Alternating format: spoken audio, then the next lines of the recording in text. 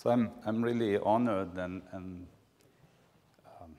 emotional about being here on this occasion, in this magnificent place, especially on this occasion where we celebrate the trajectory of Jean-Christophe Yoccoz, whom I've had the pleasure to know in 1985 during my first visit to Paris, which was also my first trip as a mathematician, and whom I've been in touch with ever since.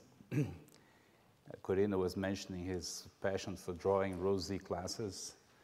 I once met him, we were sharing my office at IMPA, and when I got there in the morning, Jean-Christophe was with a huge piece of paper on the ground, drawing this huge rosy class, which is not the generalized rosy class, the very simplest example, which has, I don't know, about 1,000 nodes, and he was calculating it very carefully. It was very typical of his thorough way of doing mathematics, which we all miss. So I'm going to talk about Lyapunov exponents, and in the beginning I will give you the very basic setup. A linear cocycle defined by a transformation and a matrix-valued function is a skew product defined on the product of M times RD, a skew product that acts as the transformation F on the first variable and acts linearly on the fibers on the second variable, and the linear action is given by the values of the function, the matrix value function AD.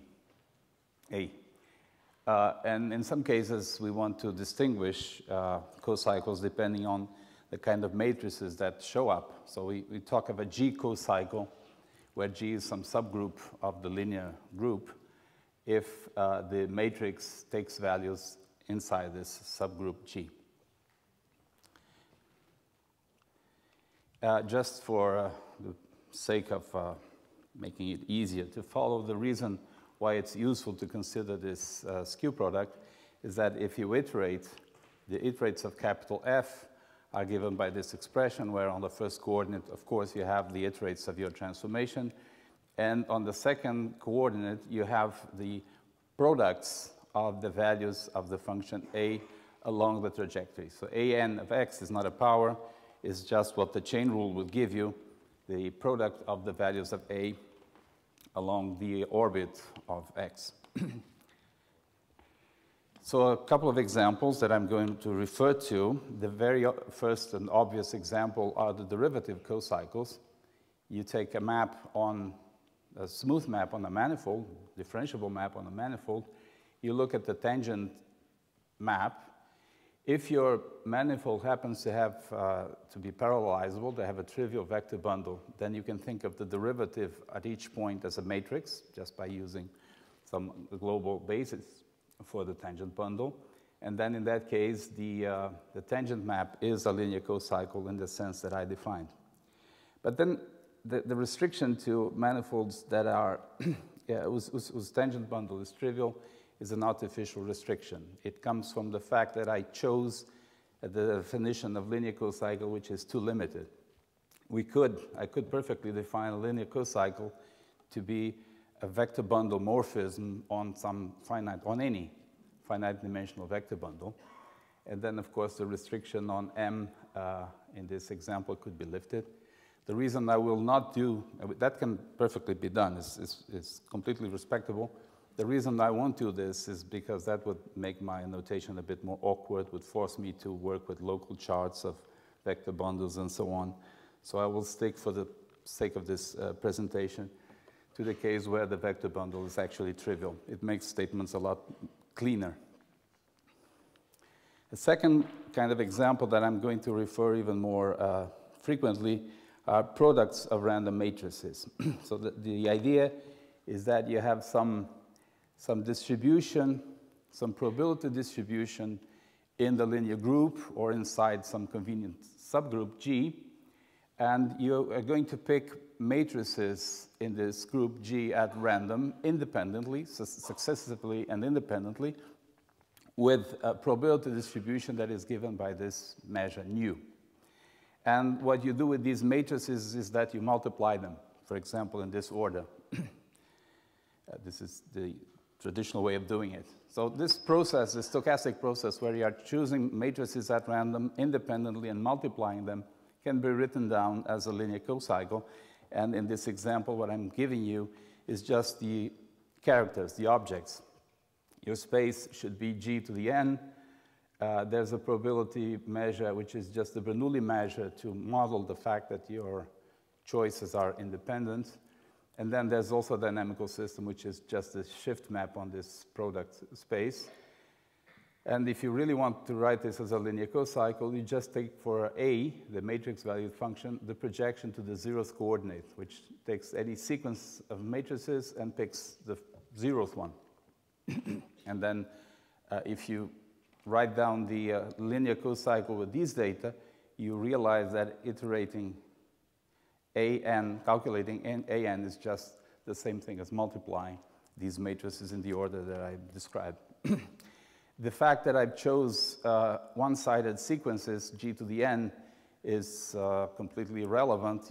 You can replace n by z, and that doesn't really change anything except for the fact that in that case, of course, the shift map becomes an invertible map, and somehow the word invertible is going to be relevant later on. So the foundational theorem for Lyapunov exponents and for the theory of linear cocycles is this theorem of Furstenberg and Keston from 1960. It says, in words, it says that these iterates of A, these matrices AN, have a well-defined rate, exponential rate of growth. If you look at the norm of AN, as n goes to infinity, it grows with a certain well-defined rate, exponential rate, which is denoted in this statement as lambda plus. And similarly, if you look at the conorm, it also grows or decays, varies with an exponential rate, which we call lambda minus of x. In principle, these rates of growth depend on the point where you started, on the point x. But first of all, they are defined for mu almost every point. And secondly, they are constant on trajectories. The rates of growth for the matrix AN of x is the same as, for the norm and the conorm are the same as for the AN at the point f of x. So these are invariant functions, constant along trajectories. And in particular, that implies that if your system, if your invariant measure here happens to be ergodic, then what you get doesn't really depend on the point. The function lambda plus and the function lambda minus are constant equal to their averages over the whole space. These numbers have several interpretations and several uses. You heard Corina mentioning one particular manifestation of Lyapunov exponents. My talk today will not be about the meaning of the exponents. It will be about how they depend on the data behind the definition. And before I get into a more precise statement, let me just mention, I didn't write it down, that this theorem of Furstenberg-Keston is much generalized by the theorem of Oceliadets. The difference being that Furstenberg and Keston are only concerned with the norm and the conorm of the matrix, just maximum and minimum, the sup and the inf. If instead of looking at the matrix, you apply it to vectors, so you look at AN of x applied to V, and you calculate the exponential rates of variation, of growth or decay, then you get, and that's the Oceliadets theorem, you get other numbers that are also called Lyapunov exponents, and which lie between lambda minus and lambda plus. So if I want to distinguish, I will call these two the extremal Lyapunov exponents, the largest and the smallest, and the other ones are obtained by looking at iterates of vectors rather than norms of iterates of vectors rather than the norms of the norm and the conorm of the matrix. So the problem that I want to discuss here today is the problem of dependence of Lyapunov exponents on the data. More precisely, I'm going to assume that the map has been fixed f, the transformation f has been fixed. And I would like to know how the exponents, the integrated exponents, the averages, depend on the choice of your matrix-valued function and or on the choice of the invariant probability, mu. Even stated like this is a big problem with lots of ramifications. I'm going to be even more specific. I'm concerned with continuity, so I want to know when do these numbers depend continuously on the data. Of course, continuity is just one question. Then you can ask, what about Hilbert variation and smoothness and so on? And all these questions have been studied. Yes?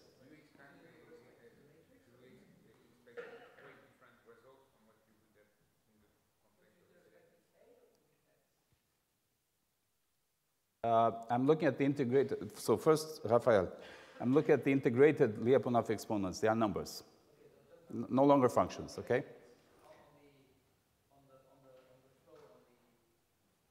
Yeah, they depend on f, on a, and on mu. I'm fixing f and looking at how it depends, how they vary with a and mu. Now, Charles.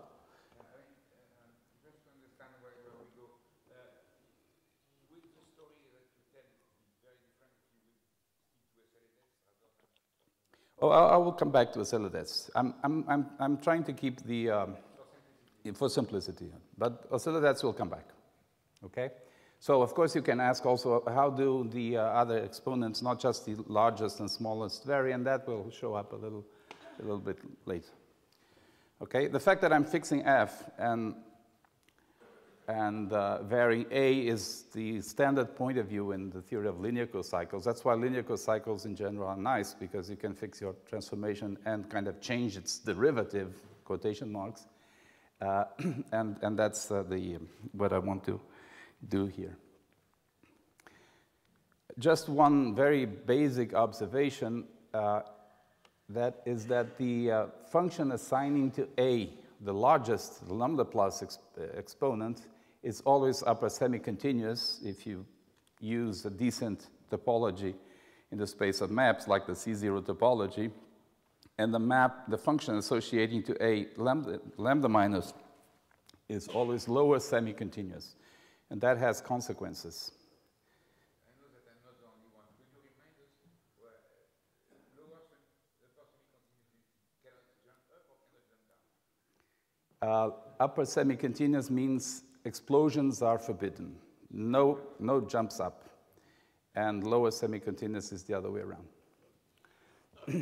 But that won't be strictly necessary. The only thing that I want to, the only consequences that I want to extract from that are that, first of all, these are not completely wild functions. They have some level of continuity, although I'm going to show you that there's not much more than this in general. And secondly, I want to draw the obvious corollary that if you have a point, a value of a, where lambda plus and lambda minus happen to coincide, then that's automatically a continuity point, because one is upper semi-continuous, the other is lower, so they have to be continuous at that point, okay? By the way, having lambda plus equal to lambda minus is a very extremely rare event by another theorem of Furstenberg. So this doesn't give you many continuity points. So I want to explore two branches, two ways this theory developed, and I'm starting with the older one, which was initiated by Magnier in the early 1980s at his Warsaw ICM address. Magnier made a claim, and this is a variation of that claim. So the theorem is, take a system which is not too trivial. Aperiodic means that periodic points form a zero-measure set. Take a system which is aperiodic, invertible, and ergodic on some compact space. Then, that's the discovery of Magnier. Every continuous cocycle, SL2 cocycle for simplicity here, which is not uniformly hyperbolic, unless it is uniformly hyperbolic, you can kill its Lyapunov exponents by a small perturbation. by an arbitrarily small C0 perturbation of the map A, you can get another continuous cocycle for which the Lyapunov exponents vanish identically. Uniform hyperbolicity has the usual meaning that you have a direct sum decomposition of R2, this is in dimension 2, as a sum of two subspaces, such that A of x, this decomposition is invariant under your cocycle, that's item A here, and A acts as a contraction on ES, and it acts as an expansion on EU, and this contraction and expansion have uniform rates. That's usual definition of uniform hyperbolicity. If you have that, that cannot be destroyed by small C0 perturbations, and that forces the exponents to be non-zero, but Magnier's theorem says that's the only thing that can prevent you from killing Lyapunov exponents. If you are given the right to perturb your cocycle in the C0 topology. So as an immediate corollary, yes, Charles? Sorry, but what happened if the smoothness is a bit higher? That's part of the theme. Essentially, this is another spoiler. Essentially, for quite a while, I thought that the going from C0 to C epsilon made a big difference. I'm going to, at the very end, to show you that it's not quite true, okay? But I will take you to believe that that is true for a little while. So as an immediate corollary, if you are dealing with the C0 topology and SL2 cocycles, you have a complete characterization of the continuity points for Lyapunov exponents. A cocycle is a continuity point if and only if it is uniformly hyperbolic, this is an exercise, or the exponents are zero. Because, of course, if your exponents are already zero, killing them doesn't change much. And those are the only continuity points for SL2, for Lyapunov exponents of SL2 cocycles. Now, in fact, I told you that Maillet made a claim at the Warsaw ICM. His claim was much harder. He claimed a similar statement, but where you deal with derivative cocycles. And when you perturb, you still perturb into a derivative cocycle. That's much harder, because in that case, when you have the derivative cocycle, if you change A, you have to change F as well. So it's much harder to do, but otherwise it's a completely parallel statement. And then Bocchi completed the proof of that theorem in, I think, 2001, and short afterwards, together with Jairo Bocchi, we extended both versions of the theorem to arbitrary dimension, and I want to give you one statement in general in arbitrary dimension where Ocelodets shows up, and in particular I answer one of Charles' questions. So here is a statement in arbitrary dimension. Take any closed subgroup of GLD which acts transitively on projective space. This is a very, very mild condition. For example, the symplectic group does that, the special linear group. Even if you prefer complex matrices, complex GL, D over 2 acts transitively on projective space. And then, this is basically the same statement, the same setup. You take an invertible aperiodic ergodic transformation on a compact space, and then the theorem gives you a necessary and sufficient condition for a certain function A to be continuity point of all Lyapunov exponents. A is a continuity point for all the Lyapunov exponents, that is for this function where lambda 1, etc., lambda d are these intermediate exponents you get from Ocelodets, if and only if the Ocelodets decomposition corresponding to A extends to a dominated decomposition over the whole space M. I'm not going to define, well, dominated decomposition just means that the rates of expansion and contraction you have on each of the subbundles are separated from each other. That you are more expanding on the first subbundle than on the second one, etc. But if you are not it's not very important to know what a dominated decomposition is. It's a continuous object. And the point is that in many situations, without knowing much about your system, you can exclude the possibility that there is an invariant dominated decomposition. Existence of such a decomposition of the tangent bundle or the, the trivial vector bundle can often be excluded by simple arguments, for example, using topology, degree theory, etc. So it's not very often that you can use the word topology and the word rigidity in the same sentence, but this is an example of such a situation. Having continuity of the Lyapunov exponents entails having a dominated decomposition, and that is something that topologically is a rigid condition. You can break it quite easily in many situations. And so in some sense, what this theory initiated by Maillet says is that having continuity of the Lyapunov exponents, those points where it is continuous, are actually quite special. I might even say quite rare.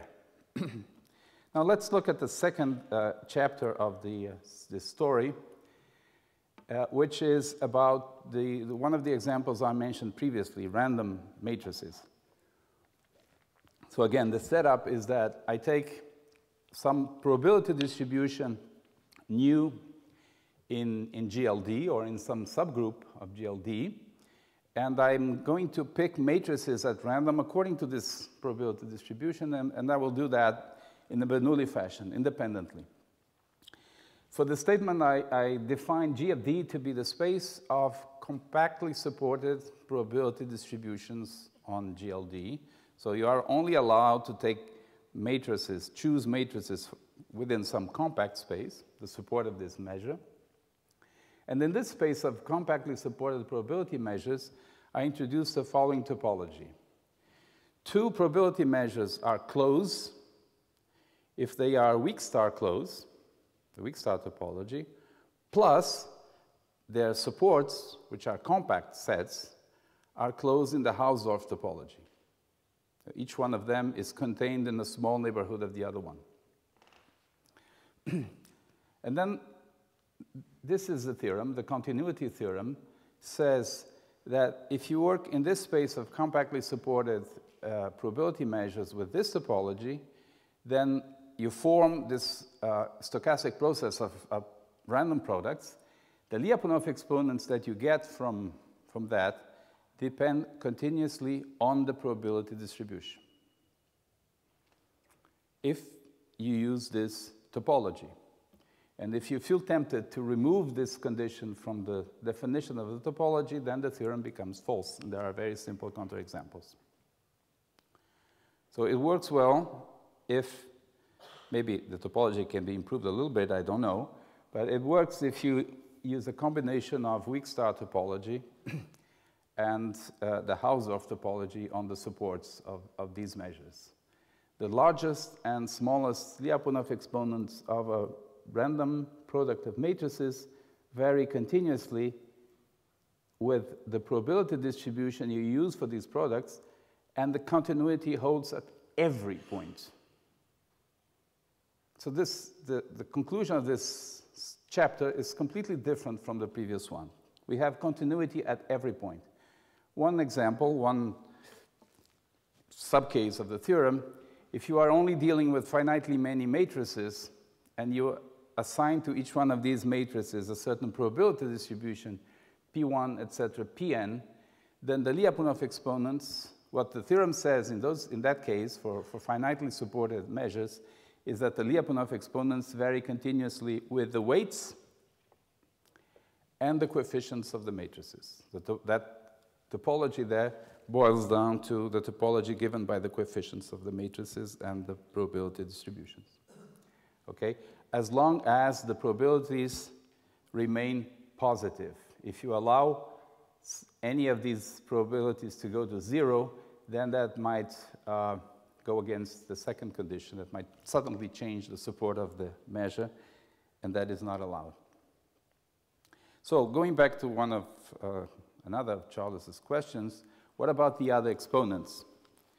So the Ocelides theorem tells us that there are numbers in between lambda plus and lambda minus that describe the growth rate, as I mentioned before, of iterates of any given vector. If you take a non-zero vector, then you calculate the growth rate of the exponential growth rate of the iterates, then it is one of these numbers, lambda 1 through lambda d. And they might be there with multiplicity, might be repeated. So these are the intermediate Lyapunov exponents.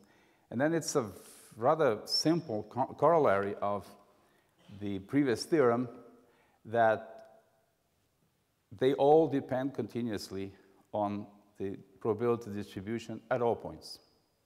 Once you are able to prove that the largest varies continuously, then there's a basic trick that allows you to conclude that all of them vary continuously. So this is the more general formulation of the theorem, but in fact essentially equivalent.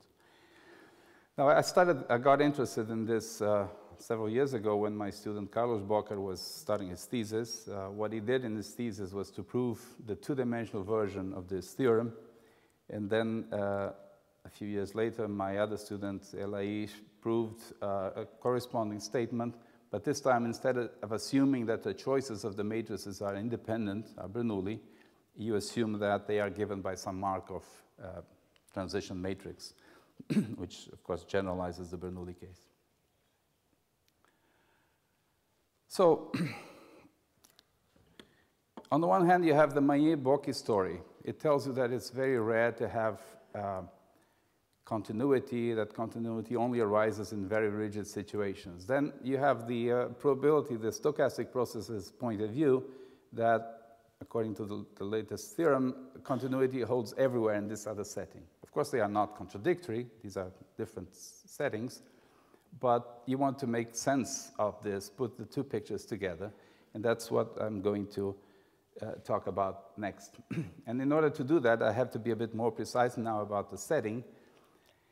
From now on, my transformation f will be taken to be a hyperbolic homeomorphism.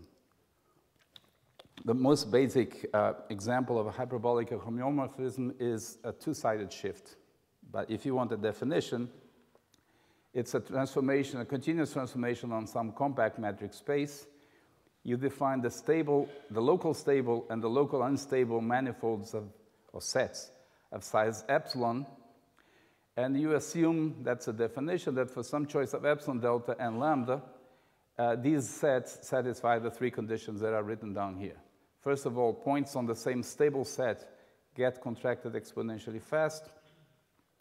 Points on the same unstable set are approximated exponentially fast by negative coordinates. And then if you take two nearby points, 2 points that are sufficiently close, and you intersect the unstable local manifold of one with the stable local manifold of the other, the intersection consists of a single point. This is your usual Anosov picture, just written down in terms of axioms. And that's, by the way, Anosov diffeomorphisms are another example of hyperbolic homeomorphisms. One of the points with this definition is that the map defined by this bracket, mind that takes, goes from the unstable of x to the stable of x, associates to the pair the point where the manifolds intersect, that bracket, defines is a homeomorphism on the neighborhood of each point. So it's a continuous local coordinate on the neighborhood of every x in M. And these are local product coordinates, and they allow me to define what is for a measure to have local product structure. It means that in these local coordinates, the measure is a product of two measures in the two coordinates, or at least equivalent to a product of two measures, equivalent in the sense of having the same zero measure sets as a product of two measures in the two factors, the unstable and the stable. The simplest, the most basic example is Bernoulli. Bernoulli measures are, by definition, product measures. This is local product, so you may think of it as a very weak or much weaker condition of independence between the past and the future. not. So these are the standing assumptions for everything I'm going to talk about. And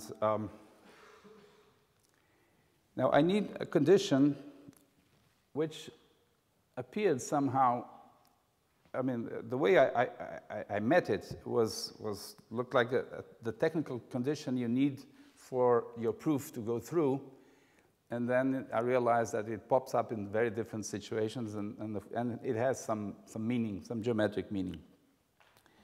So now I'm assuming, and again, this has to do with one question that Charles made earlier, I'm assuming that my cocycle is better than continuous, is Hölder continuous.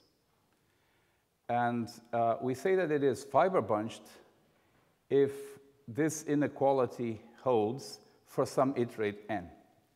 You may think of n as being 1 for simplicity, and then what this condition means is you have your matrix acting in projective space. This expression, norm of A multiplied by the norm of the inverse, is bound on the derivative of the action in projective space. If you have a matrix and you look at its projective action, the derivative of this as a map from in projective space is bounded above by norm of A multiplied by the norm of the inverse, and is bounded below by the inverse of that norm, of that product. So what I'm writing down there is the largest expansion on the projective space multiplied by the contraction of the map downstairs is smaller than 1. Forget about the theta. Think of theta as being 1, as would be the case for Lipschitz maps. So for the experts, another way of saying this is if you think of your cocycle as a projective cocycle, then that's a partially hyperbolic map with the hyperbolic part being the action of the base dynamics and the central being the action in projective space. And here I'm saying that the action in projective space is dominated by the hyperbolicity on the base. This is a purely partially hyperbolic condition. Or you just look at the formula. So a few years ago I made this conjecture. It was based, the only evidence at that point was that I knew that the converse was false. So I thought that the statement might be true. That the Lyapunov exponents, if you restrict yourself to cocycles that are fiber bunched, then you always get continuity of the Lyapunov exponents. I had a partial example, counterexample for the converse. So conjecture 1 says, if you have fiber bunching, if you restrict yourself to Hölder continuous cocycles with this condition, then you have continuity of the Lyapunov exponent. And that, Charles, is part of the answer to what you asked before. Do you have assumption in the measure? Pardon? The assumption is just local product. Okay? I'm not going to change the assumptions on F or mu from now on.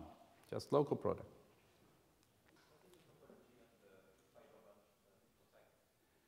Hölder topology. You want, well, to be precise, C0 topology plus, you say that two Hölder continuous cocycles are closed if they are uniformly closed, and they have Hölder constants, theta Hölder constants that are not too far away. Okay? Now, why would fiber bunching be interesting? This is the point where a little bit of intuition from partially hyperbolic dynamics helps. From partially hyperbolic dynamics, you know that if you have this dominated situation, there are invariant foliations. Well, this setting is not geometric enough for you to speak of foliations and smooth objects, but it's an exercise. It's a not very difficult proposition that if you have fiber bunching, then these statements here are true. This expression here, this limit exists for any pair of points in the same stable manifold. And what this means geometrically, it means that you look at the fiber, projective fiber over X, then you have the point Y, you have the fiber over Y, And there's a map, H from X to Y, that takes you from this fiber to this fiber. And similarly, if you move along unstable manifolds of your base system, you have another set of transformations, HU, that take you from this fiber to this fiber. So we call them allonomies because if there were foliations, these would be their allonomies. Okay? But you don't really do foliations, you just write down the limits and you prove that they exist as long as you have fiber bunching. And by the way, fiber bunching is the right condition for existence of these. It's not necessary, but it's the right condition. These families of allonomies, we call them invariant allonomies, have some properties, these two algebraic properties, which says that the allonomy from one point to itself is the identity, more or less obvious. It also says that the allonomy from X to W composed with the allonomy from W to Y equals the allonomy from X to Y, as you would expect. And they depend continuously on the objects that are involved. So fiber bunching, which appeared in condition 1, implies the existence of invariant allonomies. The converse is not true. Fiber bunching is strictly stronger. So here's another conjecture. I also appeared in my book on Lyapunov exponents. If you have a family of cocycles, and all of them have invariant, depending on some parameter, t, and all of these cocycles have allonomies that also depend on the parameter t, but all of them, but varying continuously with the parameter t. Examples where that happens, if you have fiber bunching. If all your cocycles are fiber bunched. But there are other examples. So assuming that, the conjecture says that then on this family, on this parametrized family of cocycles, the Lyapunov exponents should vary continuously. So this is clearly stronger than the previous conjecture because the assumption is weaker. It's just the existence of invariant allonomies. And also, it turns out that the assumption of this conjecture is trivially true in the setting of the continuity theorem. So if you prove this conjecture, you also prove the continuity theorem with Arthur Avila and Alex Eskin. So this puts together two different situations. And it turns out that at least for 2 dimensions, this conjecture is true. It was proven by a group of 3 young guys. Lucas Bacchus is from IMPA, and the other 2, Aaron Brown and Clark Butler from Chicago. They proved that this is true for dimension 2 by essentially extending the methods that we use in the proof of the continuity theorem in a very nice way. Together with Boker, we have constructed, so at this point the situation is, if you have fiber bunching, or even better, if you just have a family of invariant allonomies for your cocycles and these vary continuously, the invariant allonomies are the key. They give you continuity of the Lyapunov exponent. We also had examples where there were sufficiently non-fiber bunched that we could prove they were points of discontinuity even for the Hilda topology. So just increasing the topology is not a panacea. Okay? Even then, we could have this continuity. And Clark Butler made these examples much, much sharper. We were really very lazy in the calculations. We picked just the simplest possible situation. Clark made a serious work of improving so that now he can prove that you have counterexamples. So you have points of discontinuity of the Lyapunov exponent in any Hilda topology you choose, which are arbitrarily close to being fiber bunched. So at this point, we were getting a little bit too comfortable because it seemed that we had the key ideas in place, and then, well, all this is in dimension 2. You have to work higher dimensions and so on, but it seemed to be on track. And in particular, it provided a decent explanation for the Magnier-Bocchi kind of statement, because for cocycles that are just continuous, bunching, fiber bunching doesn't make sense. There was this theta on the definition. It doesn't make sense. So that was the explanation. Maps that are only continuous simply don't have this condition. But then we realized about a few months ago that the Magne-Bocchi theorem is false if you don't assume the base dynamics to be invertible. Yeah. That's very unfortunate because I had constructed a few examples where I used the non-invertible version of the Magne-Bocchi theorem, and now I'm a few examples shorter. The non-invertible Magne-Bocchi theorem is false, which was a bit of a surprise. There are C0 open sets of linear cocycles over non-invertible maps, which are not uniformly hyperbolic, and yet you cannot kill their Lyapunov exponents. It's kind of strange because it doesn't look like you're using much of invertibility in the proof. I studied the proof, of course, I worked on it, but it is there and it's necessary for the statement. I'm going to state the theorem, okay? I'm going to give you one construction that, by the way, doesn't involve fiber bunching at all, and it provides this counterexample to a theorem that neither Magne nor Bocchi ever stated. I stated it and believed in it, but it's false, the non-invertible. So here's the construction. Take F to be just a regular expanding smooth, you only need C1 plus delta, map on a compact manifold. We call invariant section, if you are given a function A with values in SL2, an invariant section for A is a map from the manifold to the projective space that assigns to each point X here one point in projective space or a pair of points in projective space. You can choose one or two, okay? So it's like a little bit like a line bundle or a pair of line bundles over the manifold. You want that to be continuous, that's crucial. And you want it to be invariant. Invariant section means this condition here, that the image under, I should have written A of X of C of X is C of F of X. So your cocycle sends this choice of one or 2 points into itself invariantly, equivalently. So here's the theorem. If your map A from M to SL2 is C1 plus delta and has no invariant section, then it is a continuity point for Lyapunov exponents in the space of continuous maps with a C0 topology. Stress on C0. Your initial function here is taken to be smooth, but then it's the C0 topology and it's only continuous maps. So if you are able to find such a, yes? Okay, now you force me to reveal the secrets of, the proof uses Peircean theory.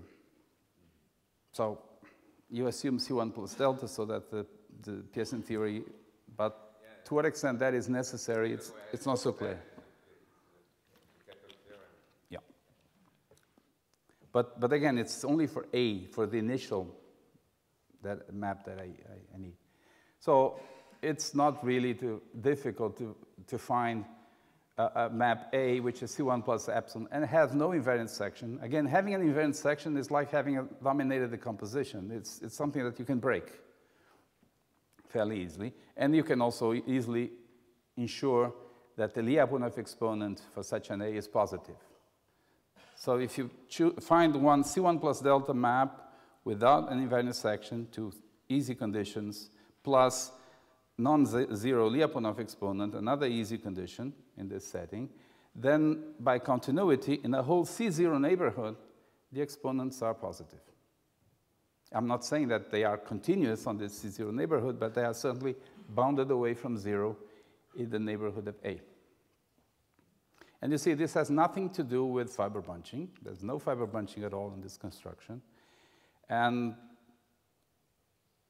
then we thought, not even with invariant allonomies. But it turns out that there are invariant allonomies in such a construction. When you have a non-invertible map, the way you can bring it to the realm of invertible maps is by using natural extension. And you can also, you extend your map, you can also extend your cocycle, and when you do that, the natural extension of the cocycle is constant along the fibers of the natural extension of the map. Being constant means that the identity is an allonomy map. So there's one allonomy map, family of allonomies hidden in the fact that F is not invertible through this natural extension construction. So the state of the art for the conjecture is that conjecture 2, which was already proven, should be modified. Instead of asking that there are invariant allonomies, you ask that either there's a stable allonomy, just only over stable manifolds, or an unstable allonomy. And only one of them should be sufficient for, implying continuity. This conjecture 3 contains conjecture 2, and once it is proven, it also contains the previous theorem because, as I explained very quickly, there's a trivial stable allonomy in that construction. A student of mine at IMPA is doing some progress in the direction of proving this conjecture. And I stopped with an invitation for something that is going to happen in Rio in 14 months from now, the next International Congress of Mathematicians. I hope to see you all there. Thank you very much for listening.